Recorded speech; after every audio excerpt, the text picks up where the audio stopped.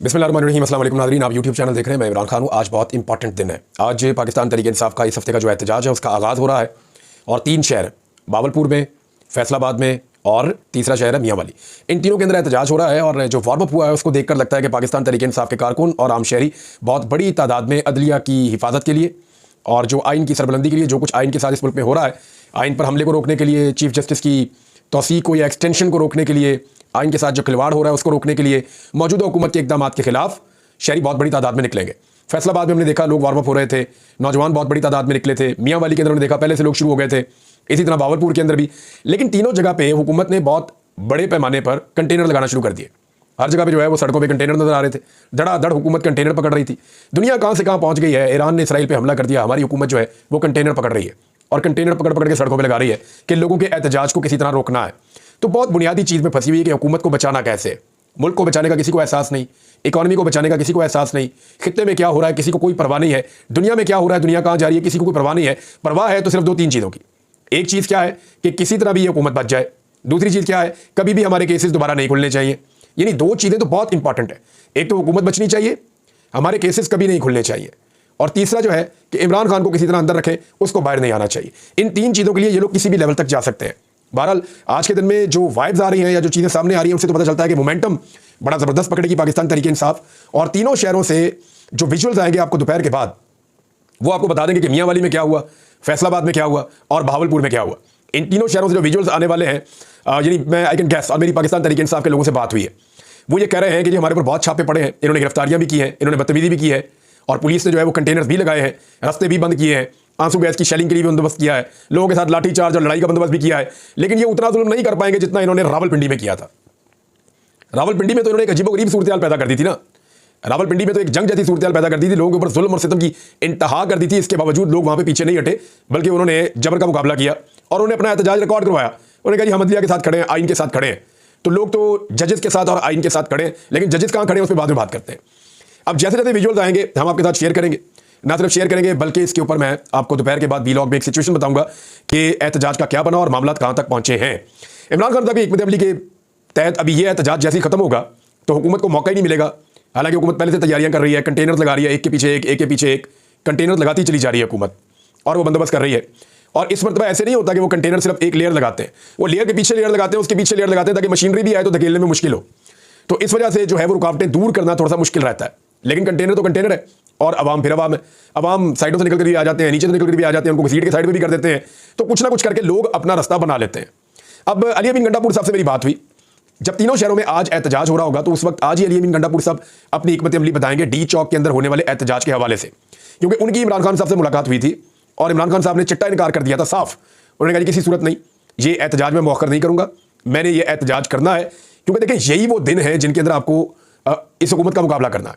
अगर हुकूमत का मुकाबला ना किया, अदालत से हुकूमत ने अपने फैसले ले लेने और लोटे पैदा करके या लोटे लाकर उनके जरिए से फ्लोर क्रॉसिंग करवा के एक आईनी तरमीम की कोशिश करनी है। और अगर ये कर लिया तो मामला फिर लंबा लटक जाएगा। नंबर गेम क्या है वो आपको बाद में बताता हूँ, लेकिन फौरी तौर पर फिर इस्लामाबाद आ रहा है, इस्लामाबाद के बाद लाहौर आ रहा है। तो हर तरफ एक हुकूमत को थरथली पड़ी हुई है और इमरान खान साहब ने जेल में बैठकर हुकूमत को दीवार के साथ लगा दिया है। जेल में बैठा हुआ कैदी नंबर 804 बाहर बैठे हुए बहुत सारे लोगों पर, पूरे सिस्टम के ऊपर वो भारी पड़ रहा है। तो फिर उससे माफी मांग ले या उससे बात कर ले। देखिए पाकिस्तानियों ने यह जिद पकड़ ली है कि इमरान खान ये मुल्क चलाएगा। वजह यह है कि लोगों ने उसको वोट डाला और फॉर्म 47 के ऊपर जाली हुकूमत लाके बैठा दी गई। अब अगर यहां पे असली हुकूमत होती तो लोग उसके ऊपर ट्रस्ट करते, लेकिन लोगों की मंशा के खिलाफ एक हुकूमत बनाई गई है तो लोग इसलिए उसके ऊपर रिस्पॉन्ड कर रहे हैं, रिएक्ट कर रहे हैं, जगह जगह निकलते हैं, प्रोटेस्ट भी करते हैं, आवाज उठाते हैं और इंतजार कर रहे हैं कि कब उनकी बात सुनी जाएगी। बहरहाल जितनी जल्दी बात सुनी जाए उतना ज्यादा सिस्टम समझदारी का मुजाहरा करेगा, अदरवाइज फिर सिस्टम को सफर करना पड़ेगा। अब ये तो है एहतजाज वाला सारा सिलसिला। गंडापुर साहब की इमरान खान साहब से जब बात हुई तो उन्होंने किसी किस्म का कंप्रोमाइज करने से इनकार किया है। और मैंने जब गंडापुर साहब से पूछा तो उन्होंने कहा जी हम अभी हिकमत अमली बना रहे हैं कि हमने इस्लामाबाद कैसे पहुंचना है, कितने लोगों को लेकर जाना है और किस तरीके से हम जाएंगे। और इमरान खान साहब का फैसला अटल है, वो ये कह रहे हैं कि हर हाल में हमने एहतजाज करना है। लेकिन गंडापुर साहब ने एक बात की कि सिचुएशन ऐसी बन जाती है कि पुलिस इतनी ब्रूटल आंसू गैस की शेलिंग कर रही है इस मरतबा, और स्ट्रीट फायर भी हुए हैं और रबड़ की गोलियां भी वो मारते हैं कि कारकुनों को होल्ड करना बहुत मुश्किल हो जाता है। देखिए पहले वाले अली अमीन गंडापुर में और इस अली अमीन गंडापुर में एक फ़र्क है। पहले वाला अली अमीन गंडापुर वज़ीर आला नहीं था सूबे का, उसके लिए लॉ एंड ऑर्डर का मसला ही नहीं था। वो जाता था, इमरान खान जो कहते थे वो वहां जाके ब्रेकें लगाता था, वो पूरा काम करता था। इस मरतबा जिन लोगों को वो साथ लेकर चलता है उनकी जिंदगी की रिस्पॉन्सिबिलिटी भी है, फिर लोगों के जज्बात भी होते हैं। जब सामने से लगातार मारा जा रहा है, बार बार मारा जा रहा है, तो आप कब तक लोगों को होल्ड कर सकते हैं? तो तसादुम से गुरेज करना बड़ा मुश्किल है। ये सिचुएशन मुझे समझाई उन्होंने, उस दिन भी कहा था, आज भी कहा कि मेरे लिए सबसे बड़ा चैलेंज ये होता है कि मेरे साथ जो लोग जाएं वो पुरअमन रहें, क्योंकि दूसरी जानिब से लगातार इश्तियाल दिलाया जाता है और इतना तशद्दुद किया जाता है कि लोग परेशान हो जाते हैं। अब ये सिचुएशन है जिसको फेस करना पड़ेगा, देखते हैं ये कैसे फेस करेंगे। बहरहाल 3 शहरों के एहतजाज के बाद अब शक्ल क्या निकलती है पंजाब में पाकिस्तान तहरीक इंसाफ के एहतजाज की, वो आपको आज शाम तक पता चल जाएगा। नौजवानों ने अपने आप को काफी वार्म अप किया और वो हमने देखा है। अब आ जाए आप इस मामले पे कि जो कुछ अदालत में हो रहा है, इस हवाले से शहर इक़्तिदार में ये खबरें गर्दिश कर रही हैं और बहुत सारे लोग ये बात कर रहे हैं, कानूनी हल्के खासतौर पर कानूनी हल्के ये बात कर रहे हैं कि कुछ बहुत बड़ा होने वाला है सुप्रीम कोर्ट ऑफ पाकिस्तान में। अब इसके लिए 3-4 ऑप्शन हैं जिन पे लोग बार बार जोर दे रहे हैं कि इनमें से कुछ एक हो जाएगा। यानी मैंने बहुत सारे लोगों से पूछा कि क्या ये जजेस कंप्रोमाइज़ कर लेंगे, ये जो चीज़ें हुई हैं क्या इन चीज़ों को बर्दाश्त कर लिया जाएगा, क्या कादी फायदी साहब जैसे चाहेंगे वैसे चीज़ें करते चले जाएंगे और इसका कोई इंपैक्ट नहीं आएगा, कोई इसका बंद इसके आगे नहीं बांधा जाएगा। तो इस पर मुझे जो बेशतर लोग हैं उन्होंने कहा जी ऐसा होगा नहीं। मैंने कहा जी क्यों नहीं होगा? उन्होंने कहा जी इसलिए नहीं होगा कि कादी साहब जाने वाले हैं और मंसूर अली शाह साहब आने वाले हैं, और दूसरी बात यह है कि पाकिस्तान भर के वकला की अक्सरियत इस वक्त कादी फायदी साहब के साथ नहीं, मंसूर अली शाह साहब के साथ खड़ी हुई है। तो मंसूर अली शाह साहब एक बहुत बड़ी हकीकत है और उनकी सुप्रीम कोर्ट ऑफ पाकिस्तान में मौजूदगी जो है वो ऐसे नहीं होगा कि मामला आया और गया और चला गया, कुछ ना कुछ होने वाला है। क्या होने वाला है वो मैं आपको बाद में बता दूं, लेकिन एक बड़ी इंटरेस्टिंग फैक्ट है, बहुत जबरदस्त चीज़ आपके सामने रखता हूं। कादी फायद ईसा साहब के बाद चीफ जस्टिस बनना था जस्टिस इजाजुल एहसन साहब ने। वो एक इंतहाई शरीफुल नफ्स इंसान थे और बड़े पोलाइट इंसान थे इजाजुल एहसन साहब। उनको इस तरह के हालात का शिकार कर दिया गया कि वो परेशान हो गए। मुझे कई दोस्तों ने कहा कि उनकी फैमिली की वजह से वो परेशान हो गए और उन्होंने कबल अज़ वक्त रिटायरमेंट ले लिया और वो चले गए खामोशी से, निजी वजूहत बता के। उन्होंने कहा जी मैं जा रहा हूं, मैं रिटायरमेंट ले रहा हूं। कुछ साफियों का ये कहना है कि कादी फायद ईसा साहब की ख्वाहिश पे हुआ था कि 2 जजेस से मैंने जान छुड़ानी है, एक जस्टिस इजाजुल एहसन साहब और एक जस्टिस मज़ाहिरुद्दीन नकवी साहब। तो शायद इनकी ख्वाहिश के ऊपर दोनों जजेस चले गए। अब हुआ यह कि नीचे से आगे मंसूर अली शाह साहब। मंसूर अली शाह साहब की जगह अगर आज जस्टिस इजाजुल एहसन साहब होते तो इस तरह से कभी भी ना रिएक्ट कर पाते, ना इस तरह से कभी भी रुकावट बन पाते और ना कादी फायद ईसा साहब के लिए इतनी मुश्किलात होती। क्योंकि जस्टिस इजाजुल एहसन साहब एक नरम आदमी थे, निस्बतन जो है वो इतने हार्ड आदमी नहीं थे, लेकिन जस्टिस मंसूर अली शाह साहब जो है वो बहुत स्ट्रेट फॉरवर्ड और सीधे आदमी है और उनके साथ जो है वो फड्डा डालना आसान भी नहीं है कादी फायद ईसा साहब के लिए या किसी के लिए भी, गवर्नमेंट के लिए, इवन एस्टेब्लिशमेंट के लिए भी। तो खुद ही एक ऐसे आदमी को निकाला गया कि उसके बाद दीवार आगे सामने खड़ी हो गई जो जस्टिस मंसूर अली शाह साहब है। तो जो मैं आपको समझाना चाह रहा हूँ एक्चुअली आपको समझ आ गई बात कि जस्टिस इजाजुल एहसन साहब होते तो आज इनके लिए हालात कुछ और होते, लेकिन इन्होंने उनको खुद रास्ते से हटाया और अब भुगत रहे हैं। तो जो आदमी भी घड़ा खोदता है उसमें जाकर खुद ही गिरता है। पर अभी जस्टिस मंसूर अली शाह साहब की बारी है, उन्होंने चीफ जस्टिस बनना है। जो ऑप्शन आ रहे हैं सुप्रीम कोर्ट से वो क्या है? नंबर 1 तो लोग ये कह रहे हैं कि जजेस लेटर्स लिख सकते हैं। 2 ये भी कह रहे हैं कि फुल कोर्ट बुलाया जा सकता है और इसका मुतालबा किया जा सकता है। नंबर 3 ये भी कह रहे हैं कि जो सीनियर 3 जजेस हैं वो खुद भी फुल कोर्ट की एक मीटिंग बुला सकते हैं और उसमें 2/3 जजेस की अक्सरियत, कई लोग कह रहे हैं 13 जजेस, कई लोग कह रहे हैं 14 जजेस, ये उसके अंदर शिरकत कर सकते हैं।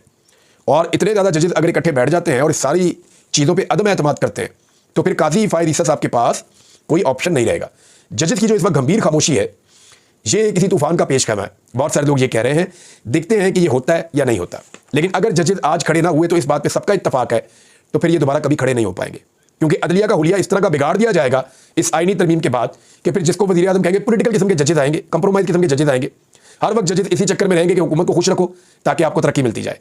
तो ये सारा मामला ऐसा हो जाएगा कि अदलिया का एहतराम, अदलिया की ताकत वो खत्म हो जाएगी, अदलिया की जो पावर है वो उसके पास नहीं रहेगी।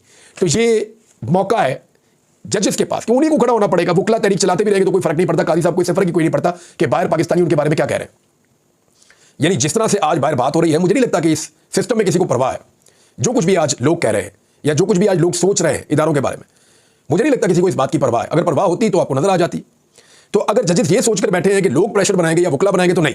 जजेस को अगर लगता है कि नाइंसाफी हो रही है तो नाइंसाफी के खिलाफ खड़े होना सबसे पहले उनकी जिम्मेदारी है। जो जज अपने साथ नाइंसाफी बर्दाश्त कर सकता है वो आवाम को इंसाफ नहीं दे सकता, ये बात लिखी पड़ी है। अब आगे के एक और डेवलपमेंट है जो मुझे आपके साथ शेयर करनी है कि बंदे जो हैं पाकिस्तान तहरीक इंसाफ के, उनके साथ क्या बन रहा है। देखिए, हुकूमत के पास 215 बंदे हैं। 215 में से एक बंदा वोट डाल नहीं सकता, वो है स्पीकर। 214 रह गए। 2 बंदे मैंने आपको बताया हुकूमत के टूट गए हैं अब तक की इतला के मुताबिक, तो 212 रह गए। अब मौलाना फजलुर रहमान साहब ने तो साफ कह दिया जी मैं नहीं आ रहा। अगर उनके 2-3 लोटे बन भी गए 63 के फैसले के बाद तो भी ये मैक्सिमम मिला के 214-15 तक चले जाएंगे, चले 16 तक चले जाएंगे। फिर भी इनको पाकिस्तान तहरीक इंसाफ के अंदर से, जो पाकिस्तान तहरीक इंसाफ के बंदे हैं, उनमें से 8-9 बंदे इनको तोड़ने पड़ेंगे। जो मर्जी कर ले, 8 से 9 बंदे इनको तोड़ने पड़ेंगे। क्या तहरीक इंसाफ में से 8 से 9 बंदे टूट सकते हैं? मेरी अब तक की इंफॉर्मेशन के मुताबिक जो फिगर मैं आपको बता देता हूं, उस्मान चौधरी साहब कंप्रोमाइज्ड हैं, उनकी फैमिली ने भी कह दिया है, उनके चचा ने भी कह दिया है। ज़हूर कुरैशी और औरंगजेब खिची साहब डामाडोल हैं। अभी तक जिन लोगों से भी मेरी बात होती है वो कहते हैं जी ये पल्ला नहीं पकड़ा रहे, ये अभी तक कोई बात ही नहीं सुन रहे, ना कर रहे। तो ये 3 लोग हो गए। अगर इन 3 वोटों को आप हुकूमत की तरफ गिने भी तो उनको फिर भी 5-6 वोट चाहिए। तो क्या वो ये 5-6 वोट हासिल कर सकते हैं? आज जरा जायजा ले लेते हैं। रियाज फतियाना साहब जो हैं वो हलफ दे चुके हैं। उनकी फैमिली जो है वो ये कह रही है, बार बार मुझे भी रब्ता किया उन्होंने कि जनाब ये खबर हम आपको दे रहे हैं कि वो पाकिस्तान में नहीं है, पाकिस्तान से बाहर है और हम किसी सूरत किसी तरमीम में वोट नहीं डालेंगे। अली साही वो भी पाकिस्तान से बाहर है और वो भी कहते हैं जी वोट नहीं डालेंगे। साहबजादा महबूब सुल्तान और साहबजादा अमीर सुल्तान, ये दोनों जंग से दोनों भाई एमएनए बने और इनका मामला भी जो है वो बड़ा क्रूशल था। इनके ऊपर बहुत सख्ती भी हुई, लेकिन दोनों पाकिस्तान से बाहर है और इन्होंने ट्वीट भी किया था और इनका भी ये कहना है कि हम वोट नहीं डालेंगे आईनी तरमीम के हक में। तो ये वो बंदे हैं जिनके ऊपर अभी हुकूमत का इन्हिसार है कि ये बाहर से आएंगे और आकर वोट डाल देंगे, लेकिन ऐसा लगता नहीं। बाकी जितने कमजोर बंदे थे पाकिस्तान तहरीक इंसाफ के, जिन पर उनको शक था कि ये कहीं इधर उधर हो जाएंगे, उन सबको पाकिस्तान तहरीक इंसाफ ने काबू करके अपनी जगह पे पहुंचा दिया और उनको वहां पे अपनी निगरानी में रखा हुआ है। तो वो बंदे तो पाकिस्तान तहरीक इंसाफ ने काफी हद तक हैंडल किए हुए हैं। अब इनमें से जो है वो चंद लोग जो है वो इंतजार कर रहे हैं हालात का, कि हालात के मुताबिक हम फैसला करेंगे। अगर तो इधर जाना होगा इधर चले जाएंगे, उधर जाना होगा उधर चले जाएंगे। तो ये सारी चीजें इमरान खान साहब को रिपोर्ट हो रही हैं।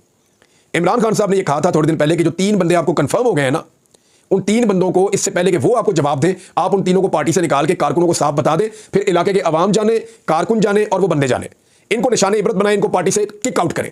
इमरान खान साहब ने तो ये कहा था और उसके पीछे एक मकसद था। मुझे लगता है कि इमरान खान साहब ने इसलिए ये करना चाहा कि उन्हें पता था ये बंदे अगर टूट गए तो वापस तो आएंगे नहीं, कंप्रोमाइज हो गए। लेकिन एक बात इससे हो जाएगी कि बाकी लोग जो हैं उनको कान हो जाएंगे और वो होशियार हो जाएंगे, खबरदार हो जाएंगे कि जनाब ये पार्टी से किक आउट करते हैं, बंदे के साथ होता क्या है। तो एक दफा झलकियां अगर इनके हल्कों में चल जाती और लोग प्रोटेस्ट करते और इनकी सियासत को तबाह होता हुआ बाकी लोग देखते तो उससे एक इंपैक्ट आता। तो इमरान खान साहब की हिकमत अमली तो ये थी, लेकिन पार्टी ने हत्तुल इम्कान कोशिश की है कि कुछ भी करके इन बंदों को काबू किया जाए, जैसा कि उन्होंने 1-2 पार्टी ने किए भी हैं। ऐसा नहीं है कि पार्टी का मौक़िफ़ बिल्कुल गलत था, पार्टी ने 1-2 बंदे इनमें से काबू किए भी हैं। ब्रिगेडियर असलम घुम्मन साहब है, उनकी पूरी फैमिली ने, उन्होंने खुद यकीन दिलाया और बार बार दिलाया कि जनाब मैं कहीं नहीं जा रहा, मैं इधर उधर कई वोट नहीं डालूंगा। जैसे रियाज फतियाना साहब की फैमिली है, जैसे एक और साहब है जो काफ लीग में चले गए थे, चौधरी इलियास साहब, वो भी शायद अब वोट नहीं हुकूमत को मिलता। 1-2 और लोग भी हैं, अभी मैं नाम नहीं ले रहा, लेकिन फ्यूचर में आपके सामने आ जाएंगे। अली अमीन गंडापुर साहब की एक मुलाकात हुई है मंजूर पश्तीन से। अच्छा, ये एक बहुत इंपॉर्टेंट इशू है जो आने वाले दिनों में उठेगा। इसके ऊपर मैं पूरा एक अलग वीलॉग करूंगा, आपको बताऊंगा कि ये जरगा होने क्या जा रहा है। बताओ, आपको सिर्फ इतना बताता हूं कि अफगानिस्तान में एक लोया जरगा होता है जो बहुत बड़ा जरगा होता है। पूरा अफगानिस्तान जो है उसके फैसले वहां हो जाते हैं और वो कोई एक पॉलिटिकल पार्टी नहीं करवा रही। लोग कह रहे हैं वो पीटीएम का या मंजूर पश्तीन साहब का, नहीं, वो उसको होस्ट कर रहे हैं, उसके मेज़बान है, उन्होंने सबको दावत दी है। इसमें तमाम पॉलिटिकल पार्टीज के लोग होंगे, इसमें तमाम मकातब फ़िक्र के लोग होंगे, तमाम कबाइल के लोग होंगे, जितने मुशीरान हैं वो सारे इसके अंदर आएंगे, जितने बड़े बड़े सरदार हैं वो सारे इसके अंदर पहुंचेंगे और ये सारे खैबर में इकट्ठे हो रहे हैं। सूबाई हुकूमत वहां पे सिक्योरिटी प्रोवाइड करेगी। अली अमीन गंडापुर की एक मुलाकात भी हुई है मंजूर पश्तीन साहब से। तो ये एक ग्रैंड जरगा होने जा रहा है जो 3 दिन तक जारी रहेगा। इस हवाले से जो है वो पाकिस्तान के इदारों में खासी बेचैनी भी है कि पता नहीं अब ये क्या फैसला करेंगे और मामला किस तरफ ले जाएंगे, क्योंकि पश्तून तहफ़्फ़ुज़ मूवमेंट का या खैबर पख्तूनख्वा के अंदर कबायली का जो मुशीरान है या उनका बड़ा एक हार्ड स्टांस है, ऑपरेशन के हवाले से लेकर, लापता अफराद के हवाले से लेकर, चेक पोस्टों के हवाले से लेकर और दीगर बहुत सारी चीज़ें हैं, बेशुमार चीज़ें हैं। यानी उनके तरक्याती मनसूबे भी हैं, प्रोग्राम्स भी हैं, बजट में हिस्सा भी है, उनके अपने इलाकों की डेवलपमेंट्स भी हैं, उनके अपने कुछ और दीगर चीज़ें भी हैं। तो ये सारी चीज़ें वहाँ पे इकट्ठी होने जा रही हैं। अली अमीन गंडापुर साहब की मुलाकात हुई मंजूर पश्तीन साहब से और उन्होंने कुछ यकीन दहानियाँ भी करवाई हैं। ये क्योंकि टॉपिक एक अलग है, इस पर पूरा एक अलग वीलॉग करके मैं रखूँगा और आपको पता चलेगा उसमें कि एक्चुअली इसकी इंपॉर्टेंस क्या है, होने क्या जा रहा है और इसका आउटकम क्या हो सकता है और इस दफ़ा तरीक़ाकार क्या होगा। ये इतना सिंपल नहीं होगा, इसके असरात बहुत गहरे होंगे और दूर रस होंगे, लेकिन क्या होंगे एक और वीलॉग में बात करेंगे। अब तक के लिए इतना ही। अपना ख्याल रखिएगा, अपने इस चैनल का भी। अल्लाह हाफ़िज़।